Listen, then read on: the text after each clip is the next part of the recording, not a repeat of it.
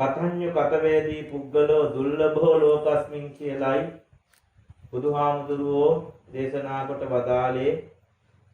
මේ කෙලෙහි ගුණ සලකන කෙලෙහි ගුණ දන්න අය ඊ타ත්ම විරලයි, අඩුයි මේ සමාජයේ. අපේ අම්මා තාත්තගෙන් වෙච්ච සේවය මෙහෙවර පිළිබඳව කල්පනා කරනකොට ඒ දෙමව්පියන් වෙනුවෙන් අපිට පින්වතුනි අපෝප සත්කාර කරලා සලකලා නිමාවක් කරන්නට බැරි දෙපරක් හැටියටයි බුදුහාමුදුරුව අපිට දක්වලා තිබෙන්නේ. අපට කළ සේවයට පෙරලා අපි උපකාර කොච්චර කළත් ඒ අම්මා තාත්තගෙන් වෙච්ච සේවයට සමාන වෙන්නේ නැහැ කියලායි උන්වහන්සේ දේශනා කළේ. ඒසා විශාල සේවාවක් අප වෙනුවෙන් දෙමව්පියෝ ඉෂ්ට කරලා තිබෙනවා. අද මේ විදිහට ඔබ ජීවත් වෙන්නේ මේ මහ පොළව තුළ දෙපයින් නැගී හිටින්නේ මේ සියලු ශක්තියින් ඔබට ලැබුණේ මේ සියලුම කටයුතු පවා අපි සිද්ධ කරන්නේ අපේ අම්මගෙන් ලැබිච්ච ඒ ශක්තිය, තාත්තගෙන් ලැබිච්ච ශක්තිය, ඒ රැකවරණය, ඒ පෝෂණය නිසායි. එසේ නොවන්නට අපිට මේ විදිහට පින්වතුනි මේ සමාජය තුළ කටයුතු කරන්න හැකියාවක් නැහැ. සමහරවිට අපේ ජීවිත පවා අහිමි වෙන්නට තිබුණා. ජීවිත ආරක්ෂා කරමින්, සුරක්ෂිත කරමින් මහා පරිත්‍යාගයන් අප වෙනුවෙන් සිද්ධ කරලා තිබෙනවා අපේ අම්මා තාත්තා. ඒ නිසා අපි අම්මා තාත්තට ණයගැති පිරිසක්. ඒ ණයගැති භාවයෙන් නිදහස් වීම බොහොම අසීරු කාර්යයක් හැටියට වරක අපේ බුදුහාමුදුරුවෝ දේශනා කරලා තිබෙනවා. මෙබඳු සේවාවක් අප වෙනුවෙන් සිද්ධ කරපු මේ ආදරණීය අම්මා කෙනෙකුගේ උතුම් ගුණය, තාත්තා කෙනෙකුගේ උතුම් ගුණයයි අද මේ සිහිපත් කරමින් කෘතවේදී පිරිසක් හැටියට මේ දරු පිරිස ඒකරාශී වෙලා තෙමසක් ගත වෙන අවස්ථාවේ, තෙවසරක් ගත වෙන අවස්ථාවේ ඒ සදාදරණීය දෙමව්පියන්ට මිහිපිට ඉන්න දරුවන් හැටියට, ඥාතීන් හැටියට, මුණුපුරු මිනිපිරියන් හැටියට පරලොව සුව පිණිස කළ හැකි උදාරතර ශක්‍රියාවලියයි මේ සිදු කරනු ලබන්නේ. මෙලොව හිතසුව පිණිස පින්වතුනි භෞතික දේවල් අපිට ප්‍රයෝජනීය පිණිස පරිත්‍යාග කරන්නට ලබා දීමේ හැකියාව තිබෙනවා. ඔබ මේ භෞතික වස්තුන්ගෙන් ජීවත් වෙන්න කාලය තුළ ඔබ උපස්ථාන කළා, සැලකුවා. කලට වේලාවට ආහාර පාන ටික දුන්නා. කලට වේලාවට ලෙඩ වුණාම බෙහෙත් ටික දුන්නා. කලට වේලාවට නෑවා. දෙදි ටික හොදලා දුන්නා. මේ සියලු දේ සිද්ධ කළා. ඇඳුම් ටික ලැබලා දුන්නා. සල්ලි මිල මුදල් අවශ්‍ය නම් ඒව ටික පවා දුන්නා. මේ අවශ්‍ය කරන දේවල් සියල්ලක්ම අපි දෙමව්පියන් වෙනුවෙන් දුන්නා. නමුත් පින්වතුනි මිය ගියාට පස්සේ අපෙන් කායිකව දුරස් වුණාම, කායිකව වෙන් වුණාම අනේ අපිට එවැනි දෙයකින් සංග්‍රහ සම්මාන දක්වන්න පුළුවන් කමක් නැහැ. එහෙම හැකියාවක් නැහැ පින්වතුනි. අද අපිට අම්මා පෙනෙන්නේ නැහැ, තාත්තා පෙනෙන්නේ නැහැ. නමුත් ඡායාරූපයකින් අපිට පෙනෙන්න පුළුවන්, දැක බලා ගන්න පුළුවන්. නමුත් සජීවී ශරීරයක් හැටියට ඒ අය අපිට පෙනෙන්නේ නැහැ. නමුත් අපේ හදවත් තුළ ඒ අම්මා තාත්තා දෙපළ ජීවමානයි. තවමත් ජීවත් වෙන අපේ හදවතේ. ඒ ජීවත් වෙන නිසා තමයි මේ කටයුතු සිද්ධ කරන්නේ. එසා බුදුහාමුදුරුවෝ දේශනා කොට වදාළේ ජීවත්ව ඉන්න දරුවන් හැටියට මිය පරලොව ගිය මිය පරලොව යන ආදරණීය දෙමව්පියන්ට ඥාතීන්ට කළ හැකි උතුම්ම සංග්‍රහය තමයි කුමක්ද? පින් අනුමෝදන් කිරීම කියන කාරණය. බුදුරජාණන් වහන්සේගේ දේශනාවම තමයි පුඤ්ඤානි පරලෝකස්මින් පතිත්ථා හොන්ති පානිනම්. පුඤ්ඤානි පින පරලෝකස්මින් පරලොව යන පරලොව ගිය පරලොව සිටින ඇත්තන්ගේ පිහිට පිළිසරණ පිණිස පවතිනවා. පතිත්ථා පිහිට කොට පවතිනවා කියන කාරණය අපේ බුදුහාමුදුරුවෝ දේශනා කොට වදාළා. උන්වහන්සේ බුදු නුවණින් අවබෝධ කොටගෙනයි මේ සියලු දේශනාවන් සිද්ධ කළේ. අපි නැවත උපත ලබනවා, කොහේ හරි උපත ලබනවා. ඉතින් ඒ නිසා ඒ ජීවිත යම් විදිහකින් අඩුපාඩු තිබෙන්න පුළුවන්, ඌනතා තිබෙන්න පුළුවන්. ඒ සියලු ඌනතාවයන් සපුරා ගන්නට විශේෂයෙන් පරතත්ූපජීවි ආත්ම භාව වගේ ආත්මවල යම් කෙනෙක් උපත ලබා සිටිනවා නම් ඒ ආත්ම භාව වලින් මිදෙන්නට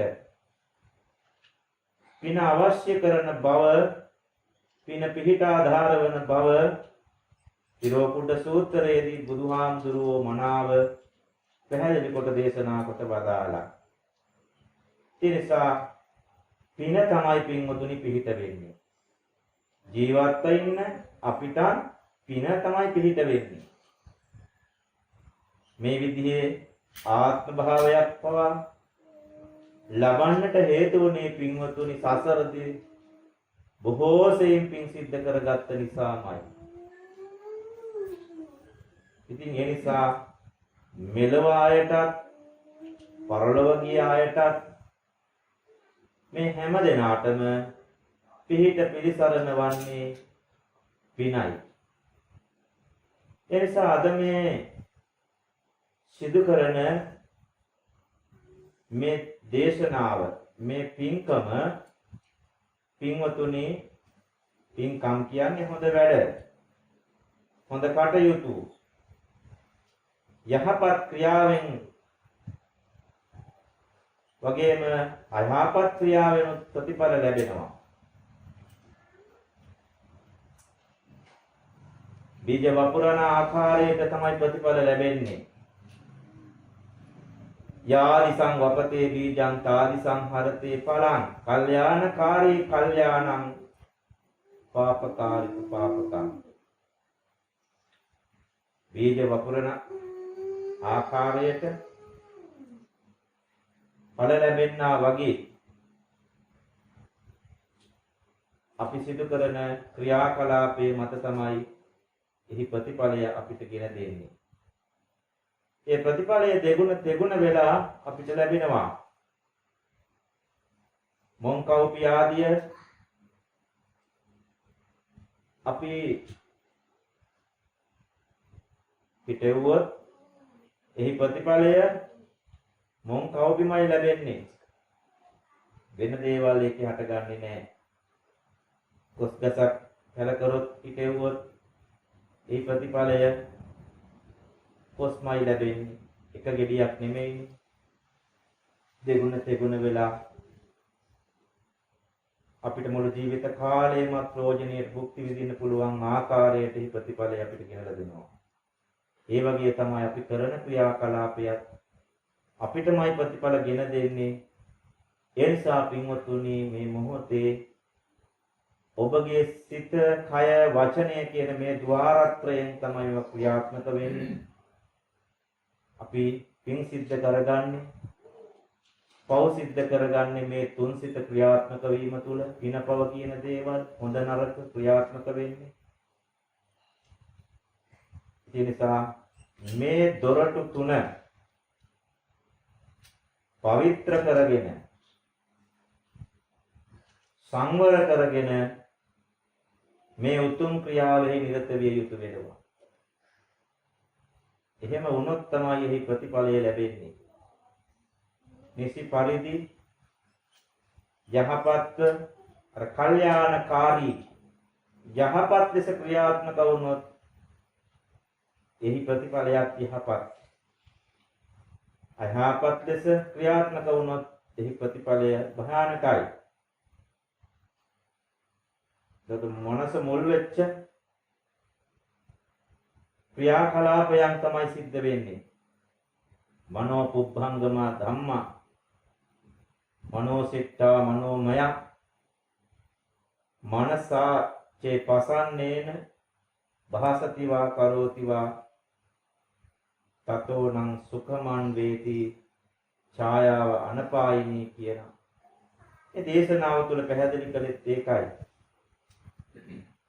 පදුට්ඨේන මනසා භාසතිවා කරෝතිවා තතෝනං දුක්ඛමන් වේති චක්ඛං වහතෝ පදං යනුවෙන් මෙහි යහපත අයහපත බුදුහාමුදුරුවෝ මනාව පැහැදිලි කරලා දීලා තිබෙනවා පිටු.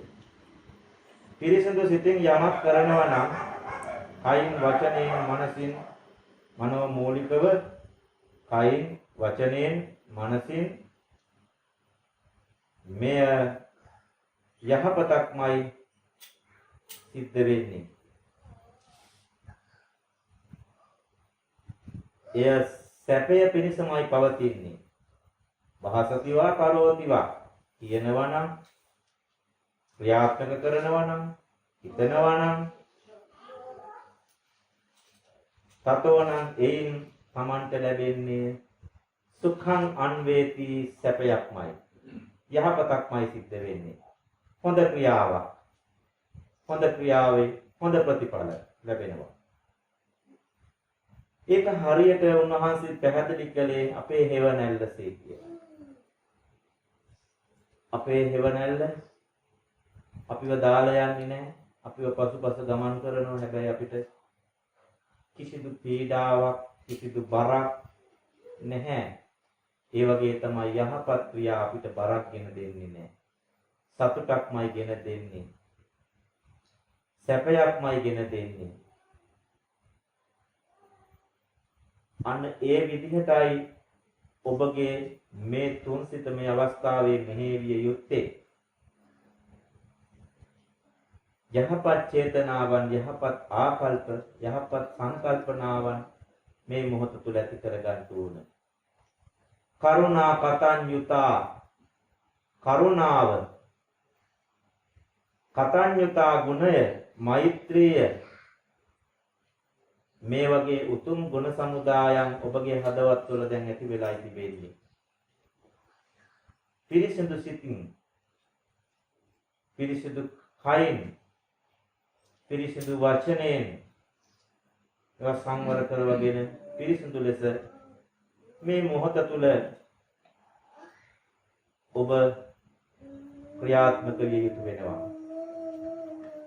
ඒ වගේම තමයි අනිත් පැත්තෙන් පදුට්ඨේන මනසා පළුදු වෙච්ච, නරක් වෙච්ච, දූෂිත වෙච්ච මනසක් ඇති කරගෙන අර ලෝභය, ද්වේෂය, මෝහය කියලා තව විදිහකට කියන මේවා. ලෝභ, ද්වේෂ, මෝහ කියන මේවා මුල් වෙලා ක්‍රියාත්මක වුණාම පින්වතුනි භාසතිවා කරෝතිවා එහෙම ක්‍රියාත්මක වෙනවා නම් ඒ ක්‍රියාත්මක වීම Tamanට දුක්ඛං අන්වේති මහා දුකක් ගෙන දෙනවා, මහා පීඩාවක් ගෙන දෙනවා, මහා සංతాපයක්, තැවීමක්. ඒවට කියනවා පව්කම් කියලා. එහි ප්‍රතිඵලය. ඒ නිසා එයින් අපි මිදලා කුසලය පින වඩා ගන්නට අපි උත්සාහවත් වෙන්න ඕන හැම විටම පින්වතුනි. ධර්ම ශ්‍රවණය කියන එක ඉතාමත්ම වටිනා වූ ක්‍රියාවක්. සත්ක්‍රියාවක්, යහපත් ක්‍රියාවක් මේ සිද්ධ කරන්නේ. යහපත් ක්‍රියාවලියකටයි ඔබගේ සිත, කය, වචනය දැන් මෙහෙवला තියෙන්නේ. ධම්මං විනා නත්ති පිතාච මාතා තමේව තානං සරණං පතිත්ථා තස්මාහි භෝකිච්ච මඤ්ඤප්පහාය සුනාත ධාරේත චරාත ධම්මේ කියන මේ අවවාදය ලබා දීලා තිබෙනවා. ධර්මය හා සමාන වෙච්ච අම්මා තාත්තා කෙනෙක් නෑ කියනවා. දැන් අපේ ජීවිතේ අපිට වටිනාම දෙපළ වන්නේ අම්මා තාත්තා. මේ ජීවිතේ ඒත් බුදුහාමුදුරුවෝ පෙන්නනවා ධම්මං විනා නත්ති පිතාච මාතා, අම්මා තාත්තා වගේ තමයි මේ ධර්මයක්. ඊටත් වඩා ශ්‍රේෂ්ඨයි. ධම්මං විනා නත්ති පිතාච මාතා, ධර්මය හා සමාන අම්මා කෙනෙක් තාත්තා කෙනෙක් නෑ. මේ ජීවිතේ අපිට වටින අපේ අම්මා තාත්තා තමයි අපිට යහමඟට යොමු කරන්නේ, හොඳ නරක කියලා දෙන්නේ, මෙලොව ජීවිතය යහපත් කරන්න, ධර්මයේ සමීප කරන්නේ. එතකොට සසරගත පිරිසක් හැටියට අපි නොනිමි සසරක ගමන් කරන පිරිසක් වශයෙන් අපිට ඒ සසර ගමන නතර කරන්නට, දුක්ඛිත තත්ත්වයෙන් නිදහස් වෙන්න යහපත අයහපත පෙන්වලා දෙන්නේ ධර්මයයි. ඒ පැත්තෙන් ධර්මයේ ශ්‍රේෂ්ඨයි කියන එකයි බුදුහාමුදුරුවෝ මේ පැහැදිලි කරේ. ධර්මයේ ශ්‍රේෂ්ඨයි. අපිව මේ අනේක දුක් සහිත සංසාරයේ ඇවිදින අපිට නිවැරදි මාවත හෙළි කරන්නේ, නිවැරදි මඟ කියලා දෙන්නේ ධර්මයයි. එනිසා ධර්මයේ පිහිට පිළිසරණයි අපිට අවශ්‍ය වෙන්නේ. තමේව තානං සරණං පතිත්තා, එයම පිහිට කොට අපි කටයුතු කළ යුතුයි. මෙලව ජීවිත අපිව යහපත් කරන්නට ධර්මයේ තමයි උපනිශ්‍රය වෙන්නේ. එනිසා පින්වතුනි, සුනාත ධාරේත චරාත ධම්මේ, මෙලව යහපත් කරන, පරලොව යහපත් කරන, දෙලොවම සුවපත් කරන මේ ධර්මය අපි ශ්‍රවණය කළ යුතුයි. මේ බණ ඇසීම කියන එක ලෙහෙසි පහසු කාර්යයක් නෙමෙයි. අද ගොඩක් දුරට බණ අහනවා නෙමෙයි, ධර්මය අහනවා නෙමෙයි, ධර්මය ඇසෙනවා. විවිධ මාධ්‍ය තුලින් බොහෝ නාලිකාද ගොඩක් තිබෙනවා ධර්මයේ පිළිබඳව. පුවත්පත් තිබෙනවා. විද්‍යුත් මුද්‍රිත මාධ්‍ය තුලින් ධර්මය, ධර්ම සංනිවේදන කාර්ය සිද්ධ වෙනවා.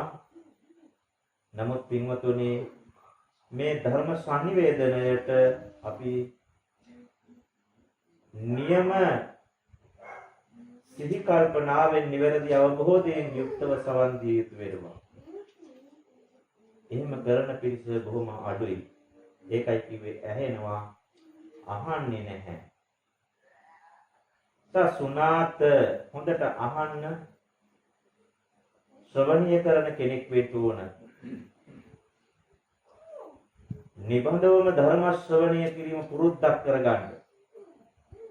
ජීවිතේ ඒක අවශ්‍යයි.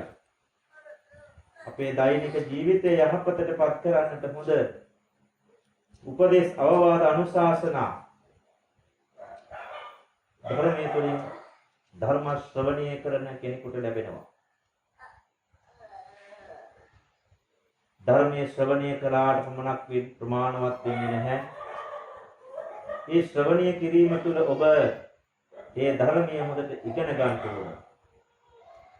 ධර්මයේ පුරුදු පුහුණු කරන්න ඕන. ධර්මයේ හොඳට ඉගෙන ගන්න ඕන.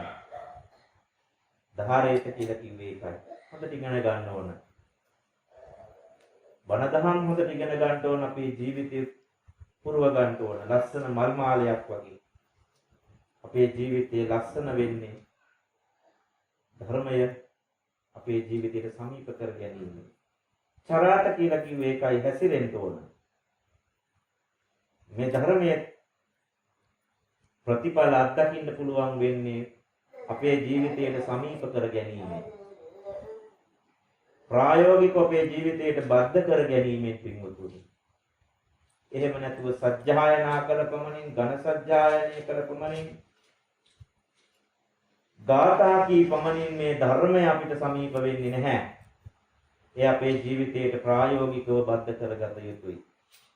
බුදුදහම එකයි සුවිශේෂ ධර්මයක් කියලා කියන්නේ. දර්ශනයක්, මේකාගමක් නව දර්ශනයක්, ජීවන දැක්මක්.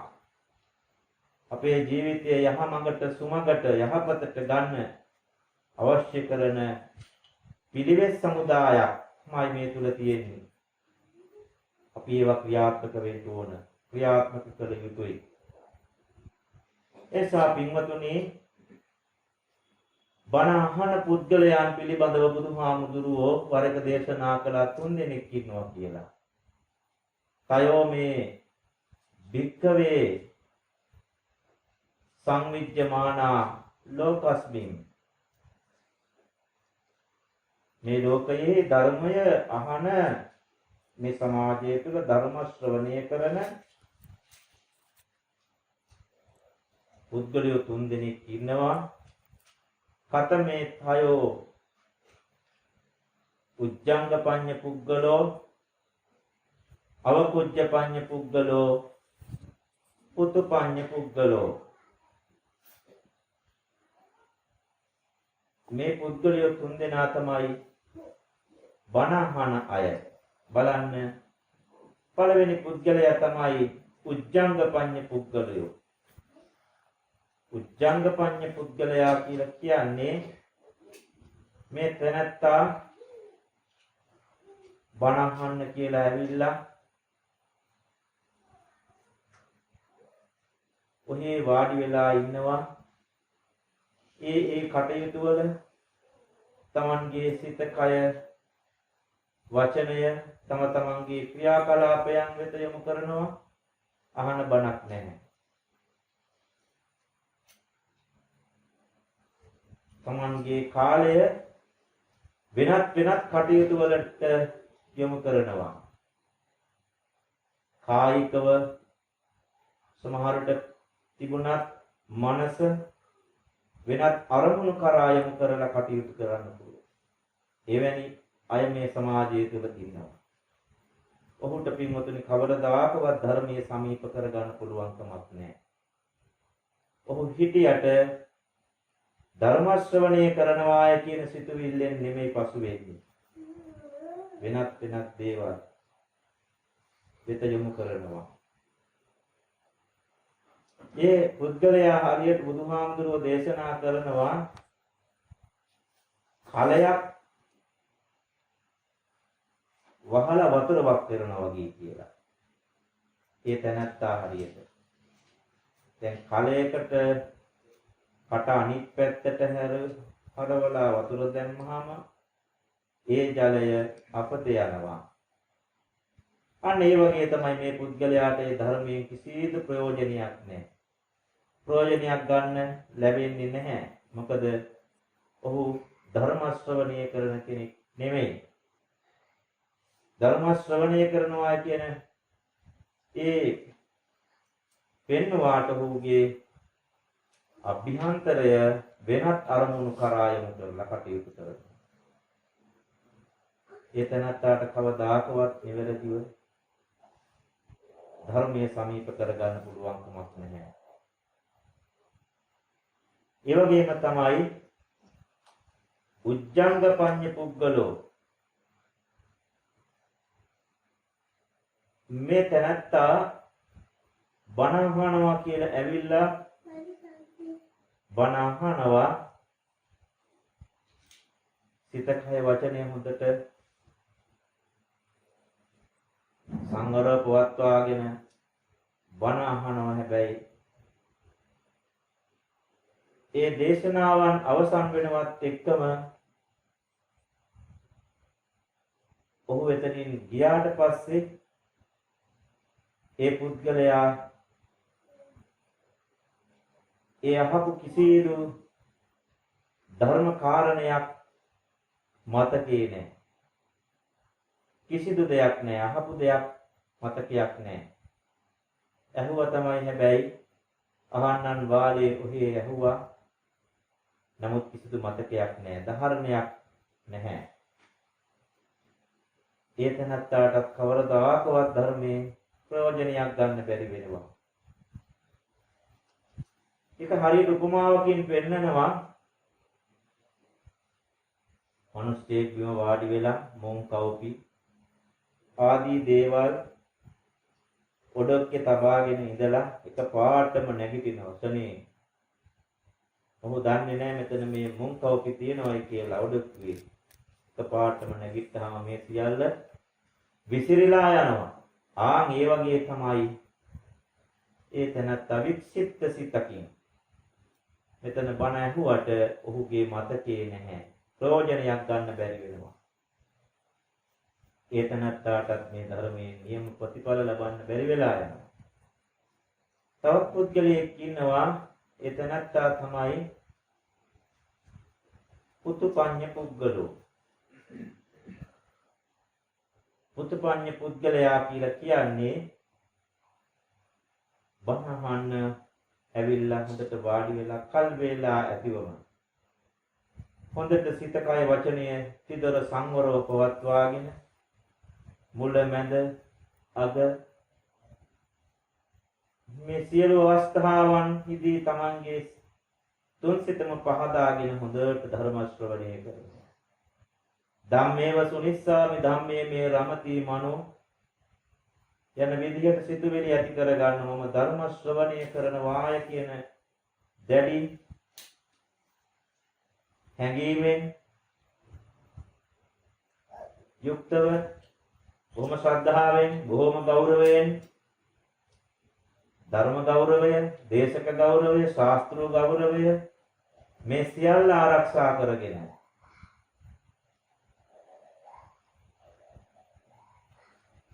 සද්ධානුසාරී පුද්ගලයෙක් ලෙස මේ තැනත්තා හොඳට බණ අහලා හොඳට ඉගෙනගෙන ඒ ධර්මය මෙනෙහි කරනවා. එතනින් නික්මිලා ගිය ජීවිතයේ ඒවා මෙනෙහි කරගෙන ඒවා සමීප කරගෙන තමන්ගේ ජීවිතය තුළ ක්‍රියාවට නගලා හොඳ යහපත් පුද්ගලයෙක් බවටපත් වෙනවා. අන්න බුදුදහමෙන් අවධාරණය කරන්නේ ධර්ම ශ්‍රවණය කරන පුද්ගලයා අන්න එවැනි කෙනෙක් වෙන්න ඕන කියන එකයි. පුතුපඤ්ඤ පුද්ගලෙක් වෙන්න ඕන. උජ්ජංග පඤ්ඤ පුද්ගල, අවකුජ්ජ පඤ්ඤ පුද්ගල මේ ශ්‍රාවකයෝ ධර්මයේ නියම ප්‍රතිඵලය ලබන්නේ නැති ශ්‍රාවකයෝ. පුතුපඤ්ඤ පුද්ගලයා හරියට උන්වහන්සේ පැහැදිලි කර උපමාවකින් උඩුකුරු කරන ලද සිදුරු නැති කලයකට ජලය වක් කරනවා හා සමානයි. අපත යන්නේ නැහැ. ඒ කලයේ ජලය අපිට ප්‍රයෝජනෙට ගන්න පුළුවන්, පාවිච්චි කරන්න පුළුවන්. අන්න ඒ වගේ අපේ ජීවිතයට ධර්මයේ සමීප කර ගන්න ඕන. ධර්මයේ තුලින් අපේ ජීවිතය දකින්න ඕන. ඒකටයි අපි ධර්ම ශ්‍රවණය කරන්නේ. මෙලොව යහපත් කර ගන්නට අපිට ධර්මය අවශ්‍යයි. මෙලොව යහපත් කර ගන්න පුද්ගලයාගේ තමයි පරලොව ජීවිතයත් යහපත් වෙන්නේ. ඒ නිසා පින්වතුනි මෙලොව යහපත් ගත කරන්නට ධර්මයේ සමීප කරගත යුතුයි, ධර්ම ශ්‍රවණය කළ යුතුයි. ධර්මයේ හොඳට ඉගෙනගෙන අපේ ජීවිතයේ ධර්මයේ පුරුදු පුහුණු කරගත යුතු වෙනවා.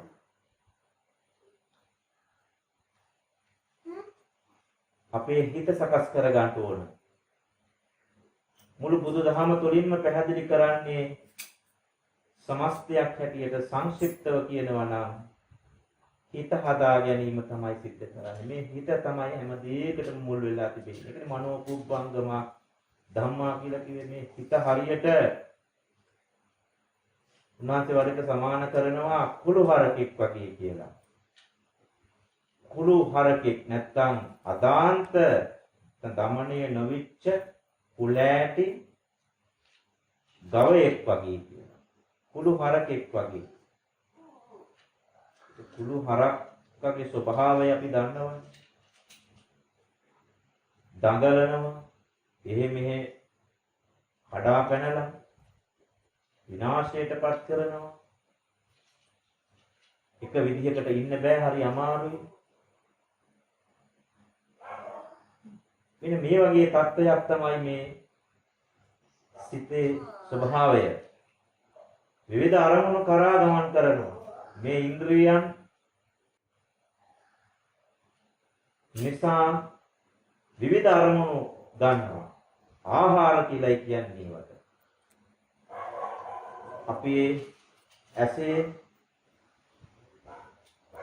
ප්‍රයෝජනෙ ලබාගෙන ඇසට ආහාර ගන්නවා. කනේ ප්‍රයෝජනෙ ලබාගෙන කනට ආහාර ගන්නවා. මේ විදිහට මේ පංච ඉන්ද්‍රියයන් උපයෝගී කරගෙන එක්තරා ආහාරයක් තමයි අපි මේ අනුභව කරන්නේ. ඒ නිසා මොකද වෙන්නේ? අපේ සිත දූෂණයටපත් වෙලා, දූෂ්‍ය භාවයටපත් වෙලා කැළඹිලා තිබෙන්නේ හරියට දමණය නොවිච්ච හරකෙක් වගේ, කුළු හරකෙක් වගේ. මේ දමණය නොවිච්ච හරකා දමණය කර ගන්නට නම් අපි බඳින්න ඕන. ඒ බැඳලා හුව පාලනයක් කරන්න වෙනවා. අමාරුවෙන් හරි පාලනයක් කරන්න වෙනවා. ඔහු මේ විවසා දරාගෙන කෙසේ හෝ පාලනය කරගන්න පුළුවන්. ඒ වගේ තමයි අපේ හිතත් පාලනය කරගන්න ඕන. එහෙම නොවුනොත් එහෙම බොහෝ ප්‍රශ්න වලට මේ සමාජය තුළ අපිට මුහුණ දෙන්න සිද්ධ වෙනවා. වැරදි මඟට යොමු වෙන්න පුළුවන්. මේ ඉන්ද්‍රියයන් පිනවීම තුළ කාම තණ්හා, භව තණ්හා, විභව තණ්හා කියන මේ ත්‍රිවිධ තෘෂ්ණාවෙන් අපි පෙළෙනවා. මේවා විඳ විඳ ඉන්න තමයි අපි කවුරුත් කැමති. නිසා මෙය සංවර කර ගන්නට නම් සිහි කල්පනාව, සතිය, මනස සිහි කල්පනාවක් තියෙන්න ඕන. ඒ වගේම තමයි ධර්ම ශ්‍රවණය කරන කෙනෙක් වෙන්න ඕන හොඳ සිහි කල්පනාව. ධර්මයන් අනුව ජීවත් වෙන්න ඕන. ධර්මය නැතිනම් එතන තිරිසංගත සත්‍යයක් කියලායි සමාන කරලා තියෙන්නේ. පුරාණ පඬුවන් පවා මේ දේශනාව ඒ වදන් ප්‍රකාශ කරලා තිබෙනවා. ධර්මයෙන් හීනක් පසුබිම් සමානක් කියලා. ධර්මයෙන් හීන වෙනකොට, ධර්මයේ නැති වෙනකොට අධර්මය තමයි ඉස්මතු වෙන්නේ එතන. හොඳ නරක තෝරා බේරා ගන්නට බැරිව යනවා. තිරිසන් සතුන්ට හොඳ නරක තේරෙන්නේ නැහැ. ඒ වගේ තමයි මිනිස්සු තුලත් ධර්මයේ නොමැති වුනහම අධර්මයේ වපුරනවා, අධර්මයේ රජයනවා. එතකොට වෙන්නේ ඔහු තිරිසන්ගත සත්‍යයක් වගේ මේ සමාජය තුළ නරක විදිහටයි හැසිරෙන්නේ. ඒ නිසා නරකින් මිදෙන්නට, සුමඟට යන්නට, යහපත්ව හැසිරෙන්නට, යහපත්ව කටයුතු කරන්නට ධර්මයයි ප්‍රයෝජනෙ වෙන්නේ. ඒ නිසා පින්වතුනි හොඳට ධර්ම ශ්‍රවණය කරන්න. ඔබගේ සිත දමනය කරගෙන මනස සිහි කල්පනාවෙන් සති සම්පජාඤ්ඤයෙන් යුක්තව හොඳ සිහි කල්පනාව ඇතිව ධර්ම ශ්‍රවණය කරන්න. ඒ තුලින් සදා සැනසුම, අමා මහ නිර්වාණ සුව සාක්ෂාත් කරගන්නට හේතු වාසනා වේවා කියන ප්‍රාර්ථනාවන් ඇති කරගන්නට ඕන. අද දවසේදී පින්වත් ඔබට මා මාතෘකාව හැටියට ගාථා ධර්මයක් දේශනා කළා. මේ දේශනාව තුළ පැහැදිලි කරන්නේ යහපත් නැත්නම් හොඳ දරුවෙක් වීමට හොඳ දරුවෙක් තුළ තිබෙන්න ඕන ගුණාංග 4ක් පිළිබඳවයි මේ ධර්මයේ තුල පැහැදිලි කරන්නේ. උත්ත සූත්‍රය ආශ්‍රය කරගෙනයි මේ ගාථා ධර්මයේ දේශනා කරන්නේ.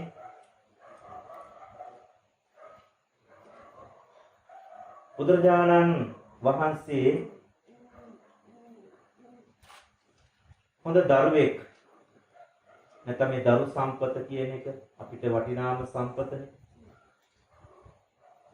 හොඳ දරුවෙක් අපිට අවශ්‍යයි. මේ සමාජය යහපත්ව පවත්වාගෙන යන්නට යහපත් මිනිස්සු අවශ්‍ය වෙනවා. මේ දරුවන් හොඳට හදන්න වඩන්න ඕන. ඒතර බුදුහාඳුරෝ වර එක දේශනා කළා හොඳ දරුවෙක් නම් ඒ දරුවෙක් තුල තිබිය යුතු හොඳ ගුණාංග 4ක් තව ගොඩාක් දේවල් දේශනා කරලා තිබෙනවා. නමුත් මෙතනදී මේ පුත්ත සූත්‍රයේදී පෙන්වලා දෙන්නේ හොඳ දරුවෙක් තුල තිබිය යුතු ගුණාංග 4ක් පිළිබඳව. ඕවාදකාරී භතපෝසී කුලවංශං අහාපයං සත්තා සීලේන සම්පන්නෝ පුත්තෝ හෝති ප්‍රසංසිතෝ. බලන්න හොඳ දරුවෙක් වෙන්න යහපත් දරුවෙක් මේ හැම දෙමව්පිය කෙනෙක්ම කැමති තමන්ගේ දරුවා අපේ දරුවෝ යහපත් දරුවෝ බවටපත් කරන්න. හොඳ දරුවෙක් හැටියට මේ සමාජය තුල හොඳ මිනිස්සෙක් හැටියට තනන්න තමයි උත්සාහ ගන්න කටයුතු කරන්නේ. මේ දරුවන් වෙනුවෙන් තමයි මේ හැම දෙයක්ම සිද්ධ කරන්නේ. ඒ නිසා හොඳ දරුවෙක් තුල තිබිය යුතු ගුණාංග 4ක් මේ ධර්මයේ මේ ගාථා ධර්මයේ තුල විවරණය කරලා තිබෙනවා. එයින් පළවෙනි එක තමයි පින්වතුනි ඕවාදකාරී කියලා කියන්නේ. ඕවාදකාරී කිව්වේ අවවාද පිළිපදින. ඕවාදකාරී අවවාද පිළිපදින්නෙක් වෙන්න ඕන. හොඳ දරුවෙක් නම් පළවෙනි කාරණය තමයි අවවාද පිළිපදින පුද්ගලයෙක් වෙන්න ඕන. භතපෝසී අම්මා තාත්තට සලකන කෙනෙක් වෙන්න ඕන. අම්මා තාත්තට සලකන කෙනෙක් වෙන්න ඕන. හොඳ දරුවෙක් නම්. ඒ වගේම තමයි කුලවංශං අහාපයං තමන්ට උරුමයෙන් කුලයක් වංශයක් කියලා එකක් තියෙනවා අපිට. මේ කුලය වංශය ආරක්ෂා කරන කෙනෙක් වෙන්න ඕන. දේපල දරුවන් ලැබිච්ච මේ හැම දෙයක්ම ආරක්ෂා කරන කෙනෙක් වෙන්න ඕන. කුලවංශං අහාපයං. ඒ වගේම තමයි ශ්‍රද්ධා සීලේන සම්පන්නෝ ශ්‍රද්ධාවන්ත කෙනෙක් වෙන්න ඕන. සීලේන සම්පන්නෝ සිල්වත් කෙනෙක් වෙන්න ඕන. ඔන්න මෙන්න මේ කියන කරුණු මේ කියන ගුණාංග වලින් යමෙක් සමන්විතයි නම් අන්න ඒ දරුවා ඒ පුතා හොඳ දරුවෙක් හැටියට සඳහන් කරන්න පුළුවන් කියලා බුදුහාමුදුරු දේශනා කළා. බලන්න මේ ගුණාංග ඔබ තුලක් තිබෙනවද කියලා. පළවෙනි එක තමයි ඕවාදකාරී. අවවාද පිළිපදින කෙනෙක් විය යුතුයි. අපි හැම කෙනෙකුටම අවවාද අවශ්‍යයි ජීවිතයක් යහපත් කරගන්න. අපිට කුඩා කාලේ ඉඳලම අපිට අවවාද දුන්නේ අවවාද කරන්නේ අපේ අම්මයි තාත්තයි. පළවෙනිම ගුරුතුමා ගුරුතුමිය උනේත් අපේ අම්මයි තාත්තයි අපිට. අපිට නිවැරදි මඟ මාවතකට අපේ ජීවිතේ යොමු කරගන්න අවවාද අවශ්‍යයි. යහපත් අවවාද නිවැරදි මඟ පෙන්වීම අපිට අවශ්‍යයි. මේ මඟ පෙන්වීම ඒ අවවාද අපිට දුන්නේ අපේ අම්මයි තාත්තයි.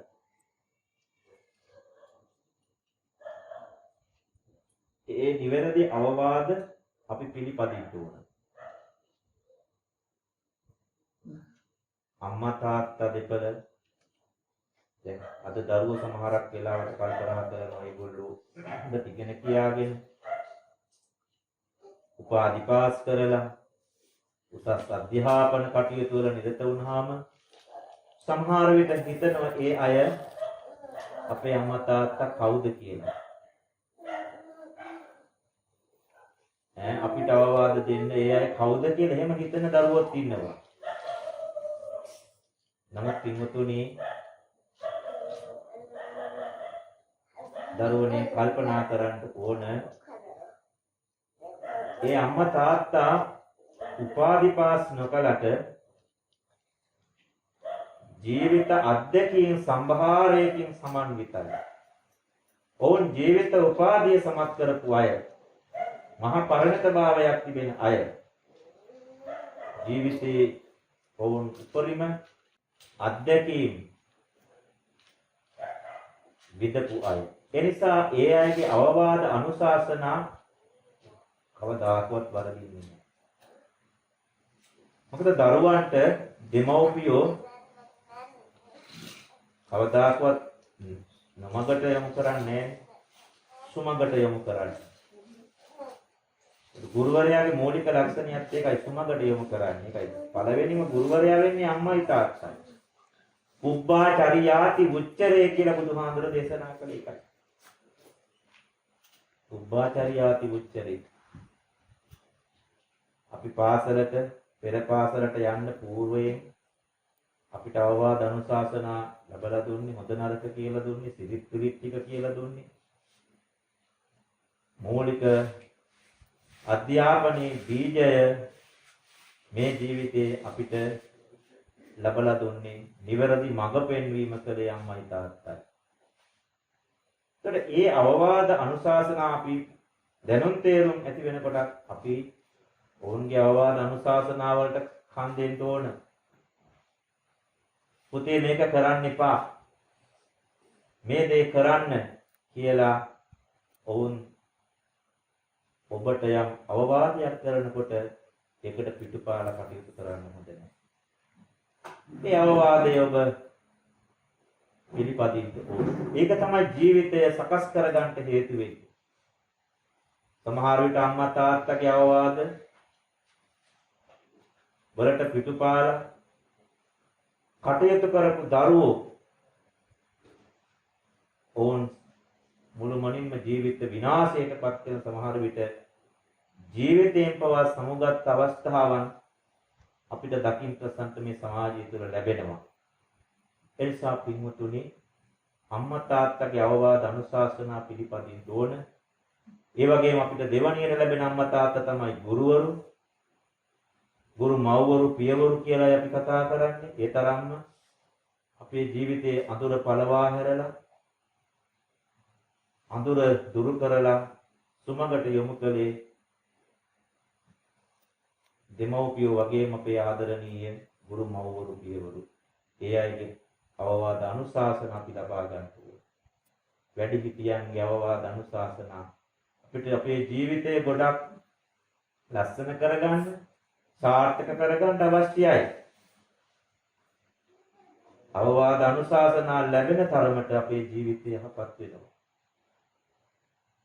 අපිට මතකයි කුඩා සාමණේරයන් වහන්සේ නමක් වෙච්ච රාහුල පොඩි හාමුදුරුවෝ ආදර්ශයෙන් දුන්නේ හැමදාම උන්වහන්සේ උදෑසන නැගිටලා වැලි දෝතක් උඩ දාලා මේ වැලි කැට ගානට මට අවවාද අනුශාසනා ලැබෙන්න ජීවිතේ ලස් කරගන්න. ජීවිතේ හැඩ කරගන්න. හොඳ පන්නරයක් ජීවිතයට ලැබෙනවා. යහපත් හොඳ අවවාද අනුශාසනා අවශ්‍යයි ජීවිත ලස්සන කරගන්න. හොඳ දරුවෙක් වෙන්න ගුරුවරුන්ගේ අවවාද අනුශාසනා වගේම විශේෂයෙන් දෙමව්පියන්ගේ අවවාද අනුශාසනා අපිට ලබා ගන්න ඕනේ. ඒක ප්‍රතික්ෂේප කරලා යම් කෙනෙක් කටයුතු කරනවා නම් යම් දරුවෙක් ඔහුගේ ජීවිතය සමහරක් වෙලාවට පිරිහී ගිය ජීවිත බවට පත් වෙන්න පුළුවන්. අර මුලින් කිව්වා අපි ජීවිතේ පවන්නේ නැති වෙච්ච අවස්ථාවන් බවට පත් වෙන්න පුළුවන්. ඒසයි බුදුහාරු දේශනා කළේ හොඳ දරුවෙක් තුල තිබිය යුතු උදාර ගුණයක් තමයි අවවාද අනුශාසනා පිළිපැදීම. ඒ වගේම තමයි බත පෝෂී අම්මා තාත්තට සලකන දරුවෙක් වෙන්න ඕන.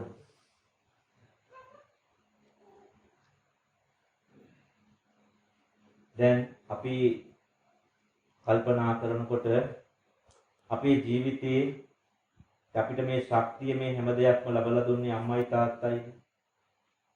එතකොට ඒ දරුවන් ලොකු මහත් වෙනකොට යම් ශක්තියක් තියෙනවා. රැකී ආරක්ෂා කටයුතු කරන ඉගෙන කියාගෙන හොඳට. ඒ ශක්තියක් තියෙනකොට අපිට පුළුවන් අම්මා තාත්තව පෝෂණය කරන්න. සිගාලවද සූත්‍රයේ දේශනා කළේ කිච්චේනේසං කරිස්සාමි බතෝනේසං කරිස්සාමි. දෙමෝපියන් කිපුදුමහත් කටයුතු ටික ඉෂ්ට සිද්ධ කළා දෙන්න ඕන. දෙමෝපියව බලාපොරොත්තු වෙනව දරුවෝ හදන්නේ ඒකයි. අනේ අපිට බැරි වෙන අවස්ථාවන් වලදී අපේ අතපය වාර නැති වෙනකොට අපේ දරුවෝ අපිට සලකයි. අහිංසක බලාපොරොත්තු තියෙනවා. ඉදිරියට මේ සමාජයේ අපේ යුතුයකම් ටික දරුවෝ ඉෂ්ට කරයි. එහෙම බලාපොරොත්තු තිබෙනවා. අපි මිය ගියාට පස්සේ අපිට පින් දෙයි. අදචපන ප්‍රේතානං කාලකතානං දක්ඛිනං දජ්ජා අනුපදස්සති. අපිට පින් දෙයි කියන බලාපොරොත්තු අහිංසක බලාපොරොත්තු. සිංහලවද සූත්‍රයේ පැහැදිලි කරේ. එතකොට අපි අම්මා තාත්තට අපි හොඳට උපස්ථාන කරන්න ඕන. අන්නේ නතපානේන වත්තේන සයනේනච ආහාර පාන ආදී වස්ත්‍රාභරණ ආදී භෞතික දේවල් කලතුන වගේම ඒ ආදරණීය දෙමව්පියන් හැම විටම සතුටෙන් තබන්න ඕන. හොඳ මානසික සුවයක් ගෙන දෙන ආකාරයට කටයුතු කරන්න ඕන. පෝෂණය කිරීම අපි සිද්ධ කළ යුතුයි. මව්පිය උපස්ථානය බුදු කෙනෙකුට කරන උපස්ථානයක් කියලායි බුදුහාමුදුරුවෝ දේශනා කළේ. හැබැයි ඒවා බුදු කෙනෙකුට කරන උපස්ථානයක් වෙන්න නැත්නම් බුදුහාමුදුරුවෝ වරක දේශනා කළේ දෙමව්පිය බුදවරු කියලා බුද්ධෝති මාතා පිතරෝ. මේ ගුණාංග දෙමව්පියන් තුල තිබෙන්න ඕන. දරුවන් දිහි කළ පමණින්ම හැම අම්මා කෙනෙක්ම තාත්තා කෙනෙක්ම බුදුවරු වෙන්නේ නැහැ. ඒ ගුණාංග තියෙන්න ඕන. මෙත්තා, කරුණා, මුදිතා, උපේක්ෂා මේ ගුණාංග වලින් සමන්විත වෙන්න ඕන. හොඳ ආදර්ශමත් දෙපළක් වෙන්න ඕන. මුලින්ම දෙමව්පියෝ තමයි ආදර්ශමත් වෙන්න ඕන. ඒ ආදර්ශය තමයි දරුවන් අනුගමනය කරන්නේ. හොඳ ආකෘතියක් වෙන්න ඕන. දෙමව්පියෝ තමන් පවින් වැළැක්විලා දරුවන් පවින් බලක්වන්න ඕන. යහපතේ දරුවෝ යොදවන්නට නම් තමන් ආදර්ශමත් වෙන්න එපයි. තමන් වැරදි මඟ යමින් දරුවන්ට නිවැරදි මඟට යන්න කිව්වට හරියන්නේ නැහැ. එනිසා මුලින් බුදුහාමුදුරුවෝ දේශනා කළ එකයි තමන් ආදර්ශමත් වෙන්න ඕන. ඒ අය ඒ ගුණාංග තියෙන්න ඕන. දෙමව්පියන් සතු ගුණාංග. අන්න එවැනි අය තමයි බුදුවරු හැටියට බුදුහාමුදුරුවෝ දේශනා කළේ. එතකොට එවැනි අයට උපස්ථාන කිරීම අපි කළ යුතුයි. ඒකෙන් බුද්ධ පූජාවක් බුද්ධෝපස්ථානයක් කළා හා සමානයි. යම් කෙනෙක් Tamanට ශක්තිය තිබියදී එහෙම උපස්ථාන සැලකිලික් ගරු බුහුමන් දක්වන්නේ නැත්නම් Tamanගේ අම්මා තාත්තට ඒ අය පිළිහිනවා කියලා බුදුහාමුදුරු දේශනා කළා. යෝ මාතරං වා පිතරං වා ජින්නකං ගත යොබ්බනම් පහෝසන්තෝන භරති තංජඤ්ඤා වසලෝ ඉති තම් පරාභවතෝ මුඛං. පරාභව සූත්‍රයේ දේශනා කළා ශක්තිය තිබියදී දරුවෙක් තමන්ගේ අම්මා තාත්තට සලකන්නේ නැත්නම් ඒක මහා පරාභවයට හේතු වෙන කාරණයක්. පිරිහෙන චරිතයක්, පිරිහෙන ජීවිතයක් බවටපත් වෙනවා. ඒ වගේම තමයි වසලයක් බවටපත් වෙනවා අම්මා තාත්තට සලකන්නේ නැත්නම් පිටුතුනේ. නිසා හොඳට අම්මා තාත්තට සලකන කෙනෙක් වෙන්න ඕන. කවදාකවත් අම්මා තාත්තට සලකන කෙනාට වරදින්නේ නැහැ. මහා භෝග කන්දං අධිගච්ඡති. අම්මා තාත්තට සලකන කෙනාට සියලුම භවභෝග සම්පත් භෞතික වශයෙන් ලැබෙනවා. කිත්ති සද්දෝ අභෝගතෝ හෝති. ඒ දරුවා ඒ කීර්තිය දසත පැතිරෙනවා හැමතැනම. අනේ අර දරුවා බොහොම හොඳ කෙනෙක්.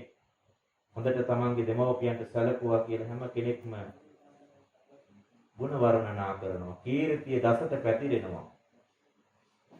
ප්‍රශංසාවට භාජනීය වෙනවා. අන්න ඒකයි හොඳ දරුවෙක් වෙන්න නම් අපි තුල තියෙන්න ඕන අම්මා තාත්තා පිළිබඳව ලොකු ගෞරවයකින් අම්මා තාත්තට හොඳට සලකන්න ඕනේ. ඒ අයගේ ආශිර්වාදය ලැබෙන්නේ එතකොටයි.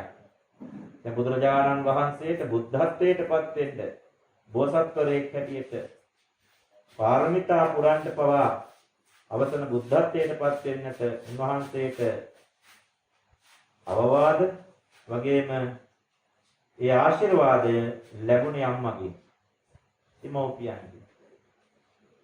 ඉතින් ඒ නිසා අම්මා තාත්තගේ ඒ වචනය හරි බලවත්. ඒ ආශිර්වාදය අපේ ජීවිතේට මහ බලයක්, මහ ශක්තියක් දෙන්න පිළිතුරු.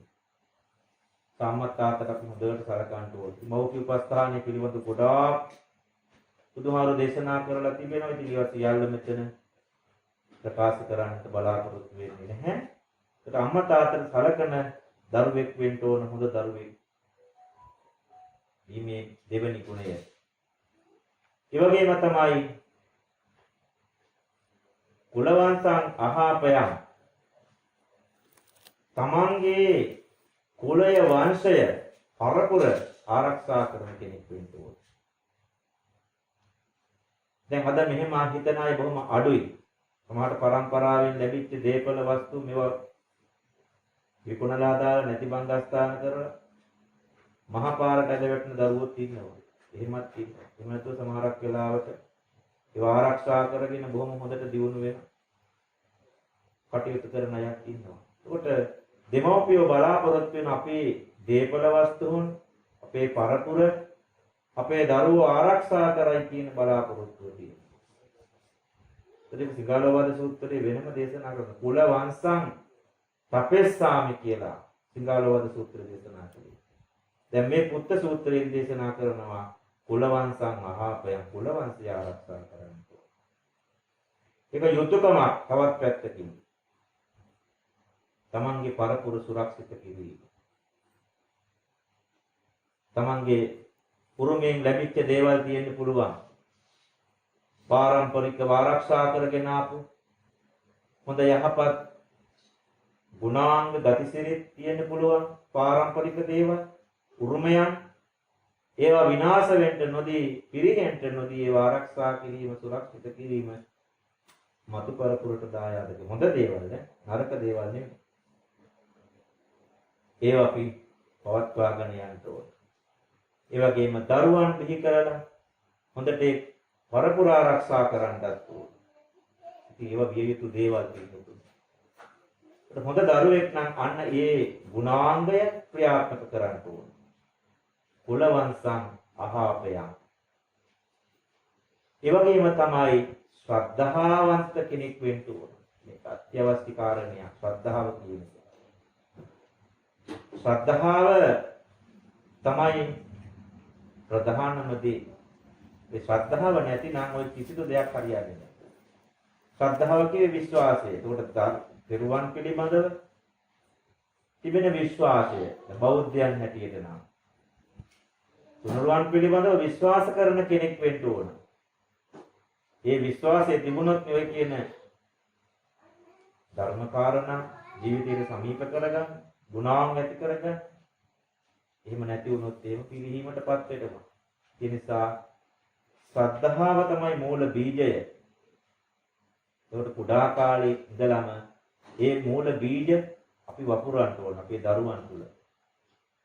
හොඳ ගුණ ධර්ම ටික ඒකයි අර පාපා නිවාරෙන්ති, කල්යාණේ නිවේසෙන්ති, සික්ඛං සික්ඛාපෙන්ති කියලා. මේව කාරණාවන් බුදුහාමුදුරු දේශනා කළේ ඒකයි මුලින්ම පවින් වැළක්වලා යහපත් ගුණ ධර්ම, හොඳ සිරිත් විරිත්, හොඳ ආචාර ධර්ම මේ ධර්මයේ සමීප කරන්න ඕන. හොඳ දේ. එතකොට තමයි ඒ දරුවා හොඳ විවිපුන් පුද්ගලයෙක් බවට පත් වෙන්නේ. හොඳ ගුණ ධර්ම වලින් යුක්ත දරුවෙක් බවට පත් වෙන්නේ. ගුණ නැන බෙලෙන් යුතු පුතුමය ඊතාගරු කියලායි. අපේ දොවැඩ සංගරාවෙත් සඳහන් කරන්නේ. අද ගොඩක් දුරට නැනස පාදන්නට උත්සාහවත් වෙනවා මිසක් දෙමව්පියෝ ගුණය පාදන්න, ගුණය දරුවන්ට දෙන්න, හොඳ සත්‍යාරිත්‍ර ධර්ම, පිරිත් පිරිත් දෙන්න, ධර්මයේ සමීප කරන්න උත්සාහවත් වෙන බොහොම අඩුයි. මේ දෙකම තියෙන්න ඕන පින්වතුනි. එහෙම නැත්නම් හරියට අර කිව්ව එකස් අන්ධෙක් වගේ එක හැක් වෙන්නලා මදි. ඒක වංශ භාගය හැදිච්ච මිනිස්සෙක්ගෙන් ප්‍රයෝජනයක් නැහැ. ඒ වගේ මේ දෙයන්සේම අපි සංවර්ධනය කරන්න ඕන. එහෙම දරුවෙක් තුළ තමයි රෝපණීය වෙන ශ්‍රද්ධාව. ශ්‍රද්ධාව කුඩා කාලේ ඉඳලම තියෙන්න ඕන. විශ්වාසය. දෙරුවන් පිළිබඳව විශ්වාසය, ඊළඟට දෙමව්පියන් පිළිබඳව විශ්වාසයේ ගෞරවය, ගුරුවරුන් පිළිබඳව විශ්වාසයේ ගෞරවය. මේ ශ්‍රද්ධාව නැතිනම් ඔය කිසිවක් පිළිටන්නේ නැහැ. ඒ නිසා ශ්‍රද්ධාව කියන එක අවශ්‍යයි. ශ්‍රද්ධා ජාතෝ උපසංකමති කියලා දේශනාව තුළ පැහැදිලි කරන ශ්‍රද්ධාවන්තයා තමයි මේ හොඳ දේවල් වලට, හොඳ කටයුතු වලට එළඹෙන්නේ. ශ්‍රද්ධා ජාතෝ උපසංකමති. සද්ධර්ම ශ්‍රවණය කරන්නට පෙළඹෙන්නේ ශ්‍රද්ධාවන්ත පුද්ගලයයි.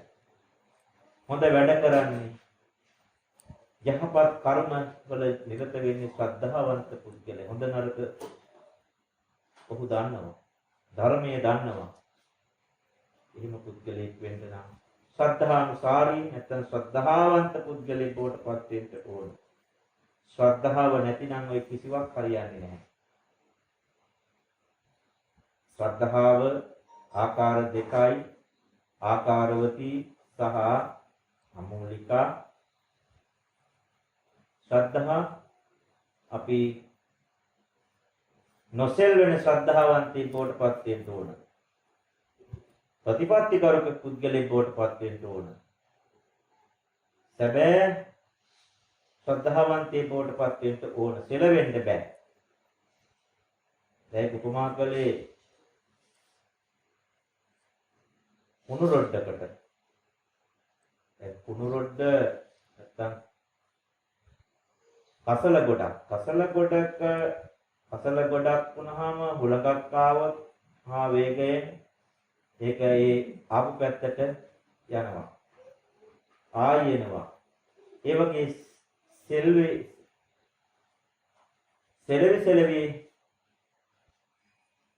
තියෙන්න බෑ නියම ශ්‍රද්ධාවන්තයා. ඔහු ඒක කියනවා අවෙච්ඡප්පසාර කියලා කියනවා. නොසෙල්වි ඉන්න ඕන. ඕනෑම අභියෝගයක්දී නොසෙල්වි ඉන්න නම් ඒ නියම ශ්‍රද්ධාව තියෙන පුද්ගලයා තමයි. ඒක හරියට ඉන්ද්‍රකීලයක් වගේ. නොසෙල්වෙන ගල් කණුවක් වගේ. සෙලවෙන්න බෑ. සමහරක් වෙලාවට මොන දේවල් නිසා හිත් බාර ගන්නවා. සමහරක් වෙලාවට ධර්මයේ ආගම පොව වෙනස් කරන අය ඉන්නවා. ඒ නියම ශ්‍රද්ධාවන්තයා නෙමෙයි කිව්වොතුනේ. නිසා නියම ශ්‍රද්ධාවන්ත කෙනෙක් වෙන්න අවශ්‍යයි. චල ශ්‍රද්ධාව නෙමෙයි අචල ශ්‍රද්ධාවකින් යුක්තව කටයුතු කරන කෙනෙක් වෙන්න ඕන. මනා අවබෝධයකින් යුක්තව කටයුතු කරන කෙනෙක් වෙන්න ඕන. ඒ වගේම තමයි සීලේන සම්පන්නෝ සිල්වත් කෙනෙක් වෙන්න ඕන. මේ දෙකම අවශ්‍යයි. සීලයත් මූලික පදනම ශ්‍රද්ධාවත් එක්ක සිල්වත් වීම හැදිච්චකම කියන එක තියෙන්න ඕනේ. හැදිච්චකම ඇති වෙන්නේ මේ ධර්මයත් එක්ක සමීප වුණාමයි. ඉන්ද්‍රිය සංවරය ඇති පුද්ගලයෙක් වෙන්න ඕන. ඒක අවශ්‍යයි. කායික වාචික මානසික සංවරය කියන එක. එහෙම නොවුනොත් එහෙම අර නොහික්මිච්ච අර නිකන් කුලෑටි වෙච්ච සතෙක් වගේ සමාජය තුළ හැසිරෙනවා. එහෙම ඉන්න මිනිස්සු. ඒකට හොඳ දරුවෙක් නම් හොඳ මිනිස්සෙක් නම් ඔහු බොහොම පැවතුම් සියල්ලක්ම සංවර වෙච්ච පුද්ගලයෙක්. ඒකට ඒ සිල්වත් වීම කියන එක අපි ඔය පොහොය දිනේට පමණක් සමාදන් වෙන එක නෙමෙයි මෙතන අදහස් කරන්නේ. සබ්බදා සීල සම්පන්නෝ හැමදාම සිල්වත් වෙන්න ඕන. අපේ ඉන්ද්‍රියයන් සංවර පවත්වා ගන්න ඕන.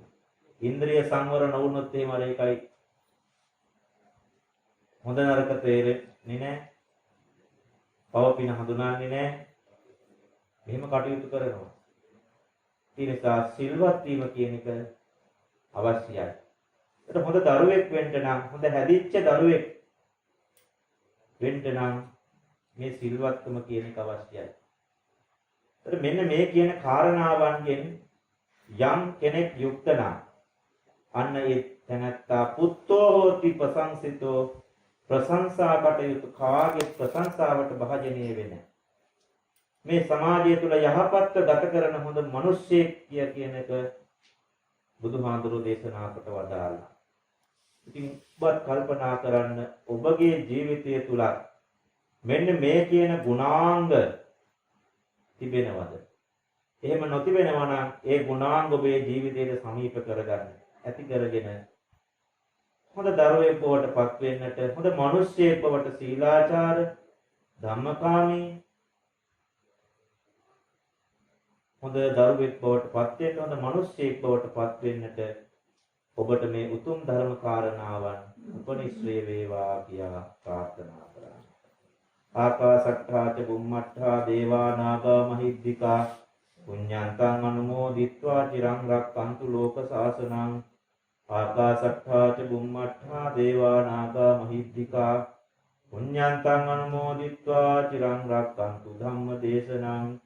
ආකාශට්ඨා ච බුම්මට්ඨා දේවා නාග මහිද්దికා පුඤ්ඤන්තං අනුමෝදිත්වා චිරං රක්ඛන්තු ත්වං සදා.